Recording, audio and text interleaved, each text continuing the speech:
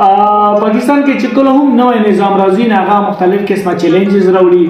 د ځینو خلکو په نظر کې هغه ښه وي، د ځینو خلکو په نظر کې هغه نه وي ښه. ورلډ وایډ چې موږ وګورو په ایجوکیشن کې نو سیمسټر وایز ایجوکیشن دی. مخکې په پاکستان کې به انول وایز و، اوس سیمسټر وایز شوی. موږ دلته مختلفو فکر لرونکي خلکو نه رای راوغستله چې آیا سیمسټر وایز ایجوکیشن ښه دی که نه انول وایز چې کوم ایجوکیشن و هغه ښه دی.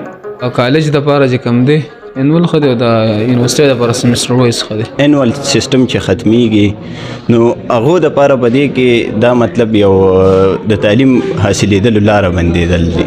چې په انول سیستم کې سټوډنټ هغسې انرول نه وي څنګه چې په بي ایس سیستم کې انرول وي. سیمسټر سیستم غټه فایده ده چې لرننګ پکې ډیر کیږي. ډیر زیاتو سټوډنټانو برعکس یعنی ډیر سټوډنټان هغه انول وایز او خوښوي ځکه چې سیمسټر وایز کې ټایم چې کم وي نو هغوی ته د ریسرچ ټایم نه میلادېږي او د دې سره سره چې ټایم کم دی نو د سټوډنټ د ذهانت اندازه هم نه لګېږي چې سټوډنټ څومره ذهین دی. و د مونږ چې ډېر زیات د خلک اکنامیکلی خراب دي یعنې هغوی سره پیسې دومره نه وي او بل ډېر خلک چې مزدورۍ کوي نو په انول سیستم بیا ځکه بهتر دی چې خلک ورسره یو طرف ته خپل کاروبار جاري ساتي او هغوی دلته سټډیم جاري وي مطلب که مخکې بیا کاروبار ته موقع ورته راوځي لا مخکې څه نوکرۍ راځي نو هغه دوی ایجوکیشن هم جاري وي، ماسټر هم کړی وي، بي ایم کړی وي، هغه نه علاوه خلکو چې مې ایم پی ایل پی ایچ ډي هم کړی وي او بیا چې مې دا جاب هم کوي ورسره یعنې فاینانشلي خپل هغه فیملی سپورټ کوي او خپل ایجوکیشن هم کوي. دا ګڼم چې انول سیستم بیا ښه دی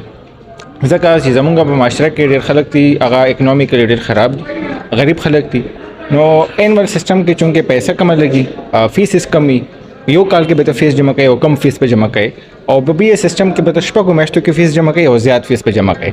نو زه دا ګڼم چې زمونږ د ملک لټرسي دپاره ایجوکیشن دپاره زه دا ګڼم چې انول سیستم ښه دی. سیمسټر وایز نه زمونږ که ټیچرز هم دي او که سټوډنټ هم دي هغه الټه فایده ترې اخلي. انول چې کم دی په هغې حوالې سره سټوډنټ چې کم دی هغه انګیج نه ساتي د ځانه سره. ډېر هلکان داسې وي چې هغه کلاسز ته په ډیلی بیس باندې نه راځي خو چونکې بي ایس سیستم چې کم دی هغه سټوډنټان د ځان سره انګیج وساتي. خو دلته چې کم دی د سیمسټر وایز نه الټه فایده اخیستلی شي ځکه چې هغه پیپر چې کم دی هغه ټیچر په خپله چیک کوي او دلته وي که تا په د خپلو حقوقو خبره وکړه په کلاس کې یا د ټیچر سره ستا ذاتي تعلقات نه و ټیکه نو په هغې حوالې سره بیا ستا ټیچر چې کم دی